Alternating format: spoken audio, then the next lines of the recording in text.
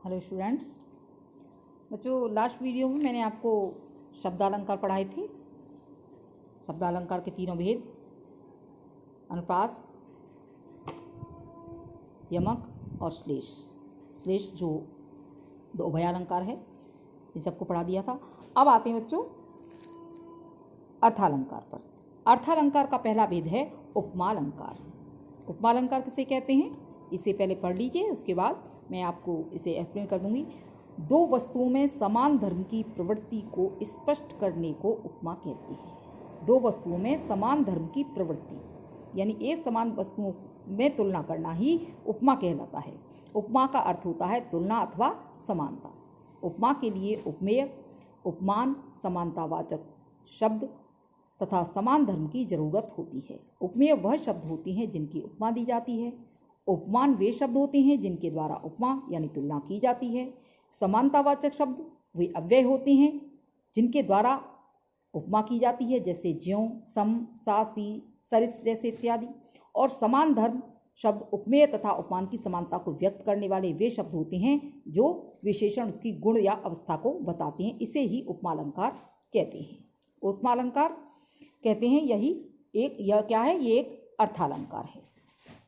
बच्चों, उपमालंकार किसे कहते हैं, उपमालंकार को समझ लीजिए पहले।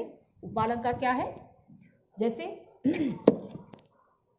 उपमालंकार वो अलंकार होता है जिसमें तुलना की जाती है, दो समान वस्तुओं की तुलना की जाती है, उसे उपमालंकार कहते हैं। उपमालंकार के चार अंग या अवयव होते हैं। कौन कौन से? उपमेय, उपमान, समानतावाची शब्द और साधारण धर्म। उपमेय क्या होता है? उपमेय वह होता है जिसकी तुलना की जाती है, किसी वस्तु की तुलना, जिस वस्तु की तुलना की जाती है वह उपमेय है। उपमान जिस शब्द से तुलना की जाती है, जिस वस्तु से तुलना की जाती है, किससे उसकी तुलना की जा रही है, वह क्या है? उपमान। उसके बाद वाची शब्द, समानतावाची शब्द। समानतावाची शब्द कौन सा होता है? जिनके द्वारा उपमा की जाती है, जैसे उसके जैसे, ज्यों, सा, सी, से इत्यादि। ये जो शब्द होते हैं समानतावाची शब्द होते हैं। उसके बाद आता है हमारा समान धर्म। और समान धर्म क्या होता है? अर्थात उसकी विशेषता, विशेषण वाला जो शब्द होता है वो समान धर्म होता है। इसे हम उपमालंकार कहते हैं। उपमालंकार एक अर्थालंकार है। उपमालंकार के आपको उदाहरण बताती हूँ, जैसे मुख मयंक सम मंज मनोहर। मुख मयंक सम मंज मनोहर। अब ध्यान दीजिए, सम शब्द आता है तो यहाँ क्या है? उपमालंकार है। और मुख कैसा है? मुख क्या है? इसमें उपमेय है। मुख उपमेय है और मंजु उपमान। अच्छा, जो चंद्रमा है जिससे तुलना की जा रही है वो उपमान है। और मनोहर समान, मनोहर उसका समान धर्म है। और सम वाचक शब्द या वाची शब्द है। दूसरा, मखमल से झूले पड़े हाथी सा टीला। अब इसमें सा समतावाची शब्द आया है, सा। अब इसमें क्या है? टीला क्या है? उपमेय है। हाथी उपमान है। सा वाचक शब्द है। और साधारण धर्म का लोप हुआ है, इसमें साधारण शब्द दिखाई नहीं दे रहा है, इसलिए यहाँ उपमालंकार है। अगला अलंकार आता है बच्चों रूपक अलंकार। रूपक अलंकार में क्या होता है समझ लीजिए, बाद में रीड करा दूंगी। उपमालंकार का उसका बाद आता है रूपक अलंकार। रूपक शब्द का अर्थ होता है एकता अर्थात समानता। रूपक का अर्थ होता है एकता या समानता। वस्तुओं के बीच अभेद स्पष्ट को करना रूपक अलंकार का मुख्य लक्षण होता है। यानी दो समान वस्तुओं के बीच अभेद स्पष्ट करना ही रूपक अलंकार का उदाहरण है। यह भी अर्थालंकार है। इसमें पूर्ण साम्य होने के कारण अप्रस्तुत जो वस्तु होती है उसमें प्रस्तुत की अभेद स्थिति को उत्पन्न किया जाता है। इस प्रकार जहां उपमेय और उपमान की अत्यधिक समानता, यानी उपमेय उपमान दोनों ही समान होते हैं, एक समान जैसे होते हैं, वहां रूपक अलंकार होता है। इसलिए यहाँ समानता को प्रकट करने के लिए उपमेय में उपमान का अभेद आरोप कर दिया जाता है। जैसे उदाहरण है, चरण कमल बंदो हरिलाई।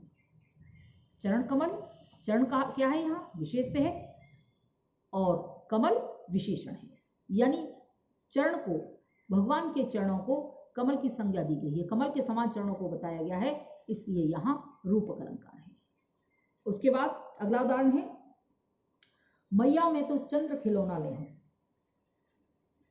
चंद्रमा को खिलौना बता दिया, इसलिए यहाँ रूपक अलंकार है। चंद्रमा क्या है, यहाँ खिलौना है, यहाँ चंद्रमा को उपमेय और खिलौना को उपमान का बता दिया गया है। इसमें अभेद आरोप किया गया है, चंद्रमा में को खिलौना मान दिया है, चंद्रमा को खिलौना मान लिया गया है, चंद्रमा में ही खिलौना का आरोप कर दिया गया है, इसलिए यहाँ रूपक अलंकार है। इसके बाद अगला आता है बच्चों उत्प्रेक्षा अलंकार। उत्प्रेक्षा अलंकार कौन सा अलंकार होता है? उत्प्रेक्षा अलंकार में किसी वस्तु के संभावित रूप की अपेक्षा करना ही उपमेय अर्थात प्रस्तुत उपमान में अप्रस्तुत की संभावना को करना ही उत्प्रेक्षा अलंकार कहलाता है। उत्प्रेक्षा अलंकार की जो पहचान होती है, इसमें जनु, जानो, मनु, मानो, जानहु, मानहु आदि शब्दों का प्रयोग किया जाता है। इसमें अभेद आरोप कर दिया जाता है, इसलिए यहाँ उत्प्रेक्षा अलंकार होता है। उत्प्रेक्षा अलंकार किसे कहते हैं? किसी वस्तु के संभावित रूप की अपेक्षा करना, उपमेय अथवा प्रस्तुत में उपमान अथवा अप्रस्तुत की संभावना को उत्प्रेक्षा कहते हैं। उत्प्रेक्षा एक अर्थालंकार है। यह विलक्षण कल्पना के रूप में काव्य में विशिष्टता प्रदान करता है। अर्थ को चमत्कारपूर्ण तथा आकर्षक बनाने के लिए उत्प्रेक्षा अलंकार का काव्य में प्रयोग किया जाता है। जैसे मैंने अभी आपको बताया, इसमें मानो, जानो, जनु, मनु, ज्यों इत्यादि शब्दों का प्रयोग किया जाता है। उदाहरण के लिए उदाहरण देखिए, सोहत ओढ़े पीत पट श्याम सलोने गात, मनो नीलमणि शैल पर आतप परियो प्रभा। यहाँ किसका वर्ण है? मनहु शब्द का प्रयोग किया गया है। अर्थात इस काव्यांश में श्री कृष्ण के श्यामल शरीर पर नीलमणि पर्वत के समान तथा पीले प्रातःकालीन धूप की संभावना की गई है। श्री कृष्ण को क्या बताया गया है? नीलमणि पर्वत के समान बताया गया है, और उनके पहने हुए वस्त्रों को में काली धूप के समान धूप की संभावना व्यक्त की गई है, इसलिए यहाँ उत्प्रेक्षा अलंकार है। इसके बाद, उस काल मारे क्रोध के तन कांपने उसका लगा, मानो हवा के जोर से सोता हुआ सागर जगा। अब इसमें कौन सा शब्द आया है? मानो शब्द आया है, इसलिए यहाँ भी उत्प्रेक्षा अलंकार है। यहाँ क्या है? अर्जुन के क्रोध के कारण संसार में लहरें उठने की संभावना व्यक्त की गई है, इसलिए यहाँ उत्प्रेक्षा अलंकार है। अब बच्चों आगे के जो अलंकार रह गए हैं उन्हें मैं नेक्स्ट वीडियो में आपको कराऊंगी। तब तक के लिए थैंक यू।